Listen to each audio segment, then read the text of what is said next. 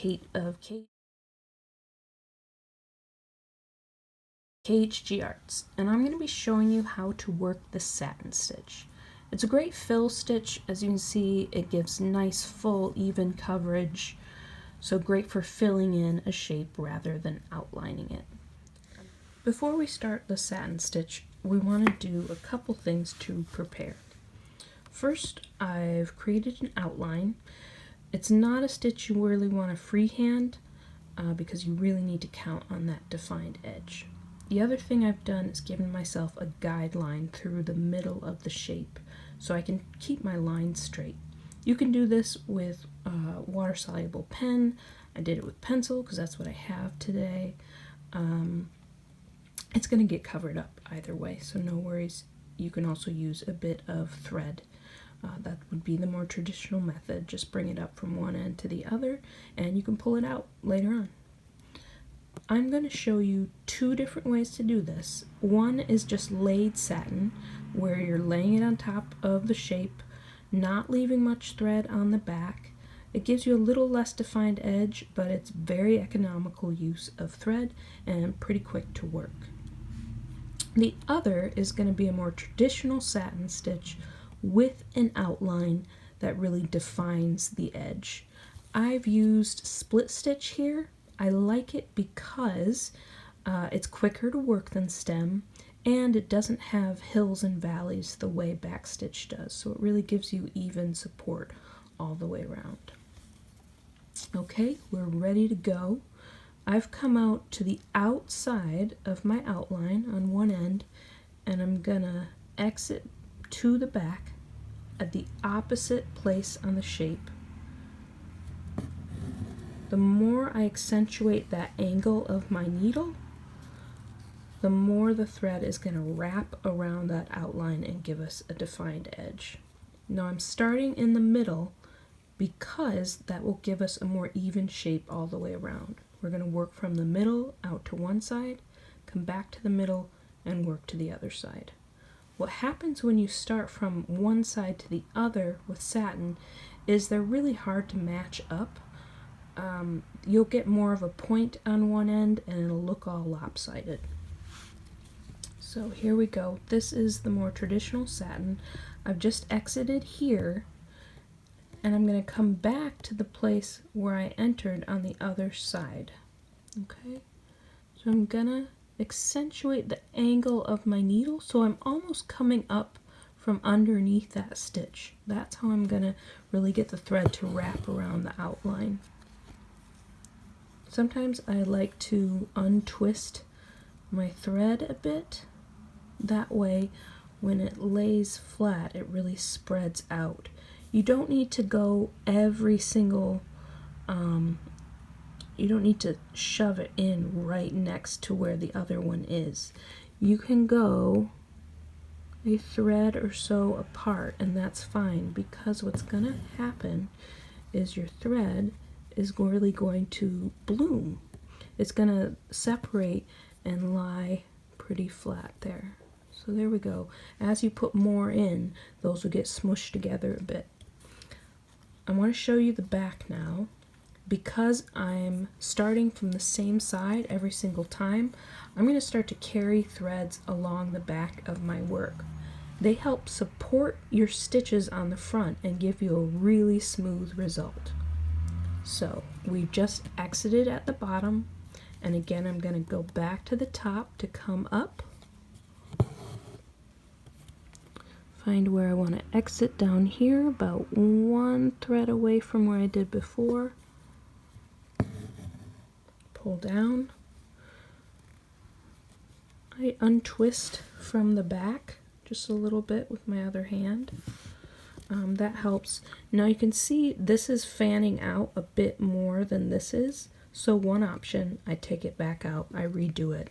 The other option is when I come up, I'll go much closer to where I did last time. Pull through and then fan this one out a little more. So I'm really just compensating for what I was doing before. Again, once you get these all laid in, you kind of go over them with your nail or the eye of your needle that side and really get them to blend and lie nice and flat. Okay? As you can see now, I'm almost to the end of this shape. What I like to do is to take my thread at this point, lay it down, and see just how much I think is going to take to cover it. To me, it looks like this is going to take 2 more lines.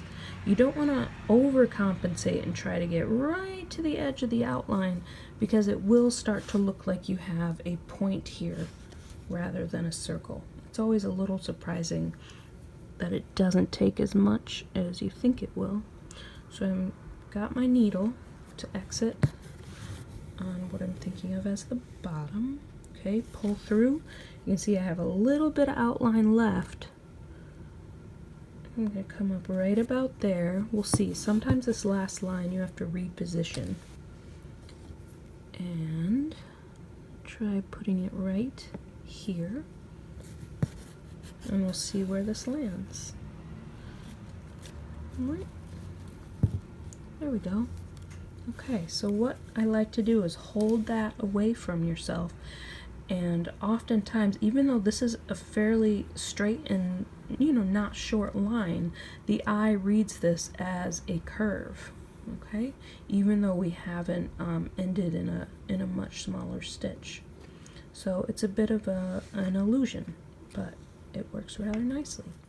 Now that we've worked the traditional satin, we're going to try the laid satin work on the other half of the circle.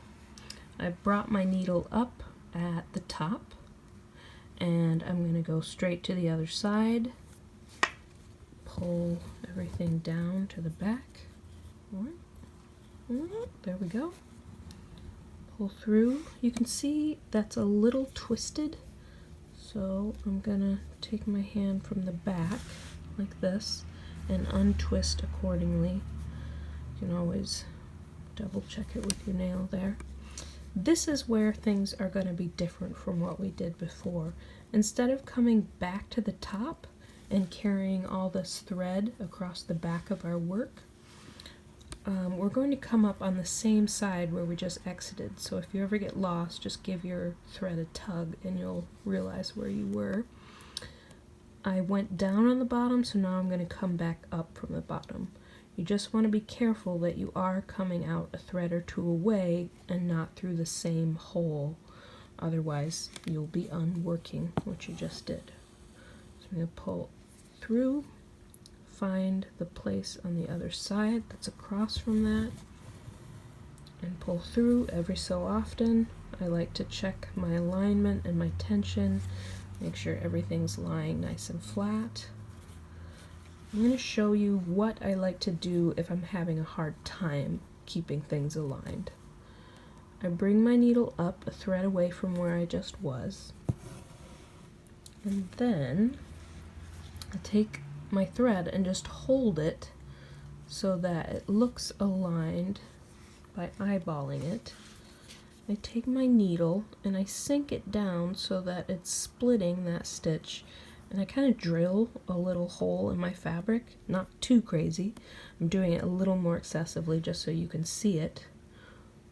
There's a little pinprick there, and that's where I want to sink my needle in, because now I know it's a way of double checking that things are going to lie the way you want them to, just so you aren't constantly having to take things out and redo it. That was always helpful. Okay, so that's a little bit wonky there, but I'm happy to live with that.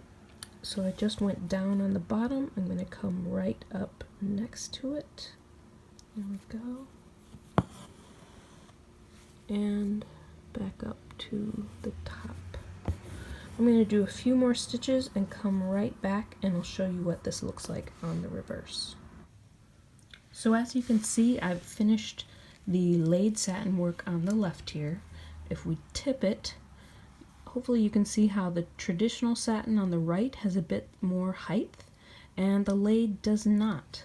The other main difference is that it leaves this track of little tiny stitches on the back between entrance and exit points, unlike the all the thread that's carried on the back of the traditional method. I really prefer the traditional satin for circular shapes, but the laid satin stitch can really come in handy for irregular petal shapes, leaves that are tapered, and of course squares and rectangles. It's also really handy if you just don't have enough of your preferred floss color. So that is it. That's the satin stitch. If you have any questions or comments, just leave them below. There are lots of patterns featuring these stitches and more tutorials on my website at khgarts.com. Thank you for watching.